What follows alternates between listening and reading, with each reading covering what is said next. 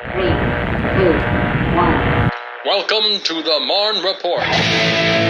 What's up, Fort Stewart? This is Jenny. I'm here with Em from ACS. This is part 2 of our ACS PCS podcast series. Em, would you introduce yourself and tell us about your program? So I'm Emily Hastings. I am from Army Community Services. I am the new Employment Readiness Program Specialist for Fort Stewart. I'm housed over at Building 4973, the Soldier and Family Assistance Center. Our mission is to make sure everyone from active duty that are transitioning out, veterans, military spouses, they have everything they need in order to get a new job. Basically, we help you with resume writing, interview skills, how to go ahead and write a federal resume, how to navigate the USA Jobs website, anything you need in that respect. We work in conjunction with a lot of the other programs here on Fort Stewart and over at Hunter Army Airfield, such as the Transition Assistance Program, the USO Pathways, the Vocational and Rehabilitation and Employment with the VA. Pretty much anything that has to do with employment, we can help you with. That's really great. So you mentioned USA Jobs and Yes. helping with federal resumes, but you don't just do federal jobs. Am I correct? We also help with civilian resumes as well. Civilian resumes and federal resumes are two different animals. So if you hand in one for the other, it doesn't always work. It's kind of putting a square peg into a round hole. It doesn't always work. So what we do is help you differentiate. And then if you're looking for a civilian job, we actually do work in partnership with the Department of Labor of Georgia. So let's say, now I came from Texas, so if you're trying to go back to Texas, I have connections there too if you need something like that. But that's what we can do. Yeah. That's really great. The last time I looked on Indeed and Department of Labor and all that, for Long, Liberty, Bryan, and Chatham County, there are over 38,000 jobs available. Many of them are very military friendly. Many of them are still looking for military spouses because a lot of them know our military spouses are here for a few years. When military spouses go out there and they get these jobs, they are building their resumes. They're building job experience. They can work their way up to management, or if they're at the management level, work their way up into a different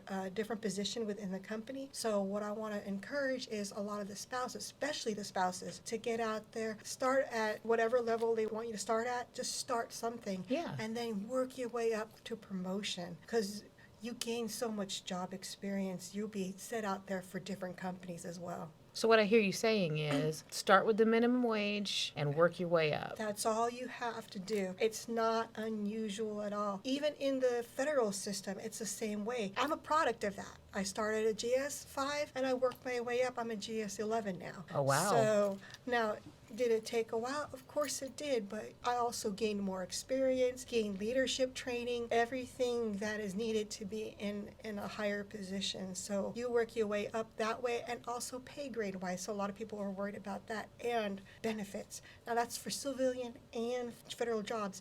You gain benefits off of it. Well, I have noticed recently even Walmart, McDonald's, they are all offering big time benefits. Oh, yes. Walmart and McDonald's are offering college money, tuition payments. From what I remember, even the commissary sometimes has scholarship positions out there. So if you actually just go ahead and look and see what's out there, they're there to take advantage of. I do remember that with Walmart, aside from the benefits, the education, and so on, they help pay for all of that, and sometimes they'll move you up into more management positions the longer you stay. And so if anyone is getting in, like if they're PCSing in and it's all a little overwhelming when you're first getting here, are they able to make appointments with you and kind of have you coach them through some of this and show them how to find it? They can go ahead and give me a call. Area code 912-435-9646 is the front desk, and they'll be able to patch you through to my office. What happens there, we'll make a one-on-one appointment, or you can actually join in one of the resume classes. That's not a problem. Either way, give me a call, because that way I can help you through it. There's some spouses out there that say, well, I have no job experience. Being from a military spouse side, we all have that experience, whether we know it or not. That can be put on a resume. Wow. So for instance, if you are the one in the household, the spouses are the one in the household that handle the initial side of the PCS, packing everything for a PCS, taking care of the budget for the PCS, wrangling the children, the paperwork, the transcripts, transferring banks, anything like that, handling the entire budget for the household, buying buying groceries, transferring the kids to schools, appointments, and so on, getting stuff for their spouses, extra uniforms. It's all marketable skills which can be put on a resume. And I'll actually show you how to do it too. That's really great. Look, I'm missing some things on my resume, I'm just saying. That's really great information. And before we close out, is there anything in particular you want to share with those, in particular our spouses that are PCSing into Fort Stewart that are new to this process? What you got for me? Here's the thing. If you are PCSing to Fort Stewart or out processing or even going to any base whatsoever, stop by your Army Community Services. See what they offer. If you are looking for employment assistance, come by, see me, let me know. I'd be happy to sit and help you work your resume and help you find a job. Wonderful. Em, thank you so much for your time. All right, Fort Stewart, we're going to take a short break, and then we'll be back with somebody else from ACS. Hi, I'm Major Raquel Junta, Chief of Pharmacy at Wynn Army Community Hospital. On 11 June, we will be transitioning to a new medical health record system known as MHS Genesis. The pharmacy will also be transitioning, and this is expected to cause significant wait times, up to 2 to 3 hours. But to minimize that, we've authorized early refills for all medications with the exception of narcotics and controlled substances. We'll begin early refill processing starting on May 15th. Strongly encourage you to check out the Script Center. It's a great avenue to pick up your prescription refills without actually visiting the pharmacy. Also encourage TRICARE online. You can activate your prescriptions for pickup at any one of the pharmacies, but also at the Script Center. During this transition, I also recommend taking advantage of utilizing Express Scripts, which is prescription mail order. Thanks for your patience and support as we enter a new chapter. What is up, Fort Stewart and Hunter Army Airfield? This is Jenny Walker, and I'm here with Renee McClinton. She's the Installation Volunteer Coordinator, and we are talking about all the opportunities that are available, especially to our military spouses when you PCS into Fort Stewart. Renee, would you introduce yourself and tell me a little bit about your program? Hi, like Jenny said, I'm Renee McClinton. I'm the Installation Volunteer Coordinator, so I cover Fort Stewart and Hunter. If you're interested in volunteering, we have well over 2,500 positions on the volunteer website, which falls under the Army Family Web Portal. Most people used to know it as Army One Source, but now we have a new site that we fall under, Army Family Web Portal. If you've had an account in VMIS before, which is the Volunteer Management Information System, you still have that account, so you don't have to create a new one. You can actually just transition your records from your old site to the new. If you're having problems with that, you can also contact me, and I can help you telephonically, virtually, or we can sit down side by side and make it happen. None of your volunteer information is lost from the past. So now, as far as our positions that we have, of course, about 85% of them are FRG positions or things within the command that are there to support the family readiness. The other ones are MWR, we have youth services, we have USO, we have Red Cross, of course, we have the hospital. There's numbers of positions on there that a person can apply for. If you have any questions, issues, or concerns, like I say, you can just give me a call and we can talk about it and get you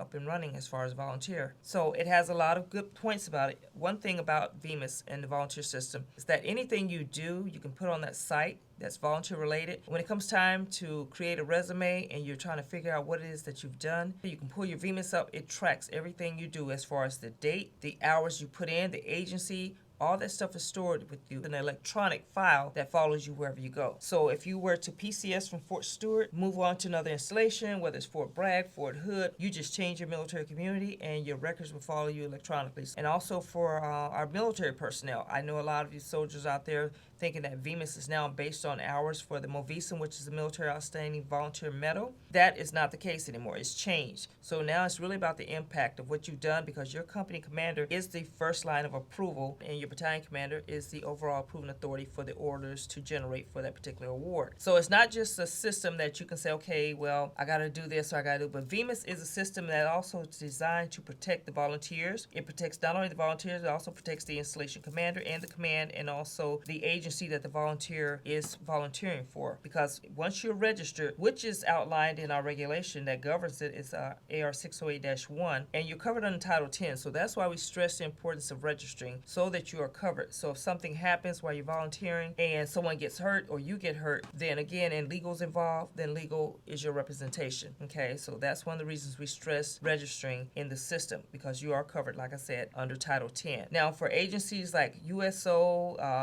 the Marne Marne Community Spouse Club, those are private organizations. We require you to register for them as well. Even though they're private organizations, they fall up under the garrison. So they are under USAG. And again, that agreement is in place, and there's been a legal opine that's taken place. So that's another reason why, if you are going to volunteer with those private organizations, you must be registered in VMIS, again, because you're covered, because it falls under USAG. So like I said, if you have any questions about the system, the program, just give me a call. We can talk about it. If you're at home on your computer, I can talk you through it telephonically. You don't have to come in, because I know sometimes if you got the kiddos at home, you don't want to pack up and bring the kids in with you, or your baby's taking a nap. I can talk you through it over the phone and get you taken care of and get you registered. I know I said a lot. But that's really great information.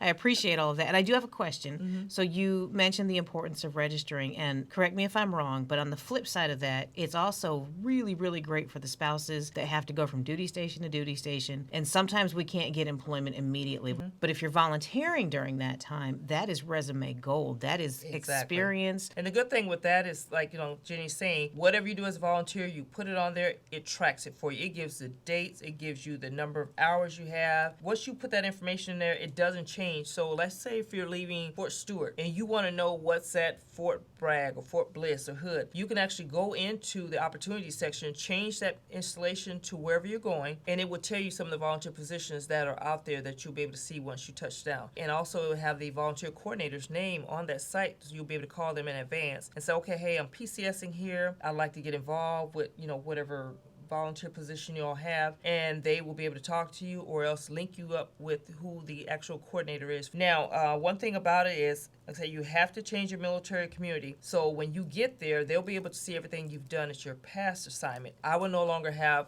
access to your records because you're no longer under Fort Stewart's footprint. But if you're at Hunter, you would have to actually put Fort Stewart, because the system is really designed for the installation that is considered the major installation itself. So it would be under Fort Stewart. And even though we have positions for Hunter on there, Fort Stewart is actually still the installation that you have to put on your registration form. And we don't want to take those off. Once we delete some of this stuff, then we can't recover it. So that's why we always tell people not to delete volunteer files. If you have an organization point of contact or OPOC, we tell them never to delete anything from that volunteers folder, because there is no button to recover. Okay, wow. So that's one of the good things about it. It's like, okay, it follows you everywhere. Even if you all get out of the military and you're still close to a military installation, you don't have to close your account, because it's not really designed for ID card holders. We have a lot of volunteers that are non-ID card holders, but they enjoy supporting our military community. So, but like Jenny said, hey, it's just so many positions out there where you can gain so much knowledge and skill sets to add to a resume. And like you said, you can put that on your application when you apply for jobs, because again,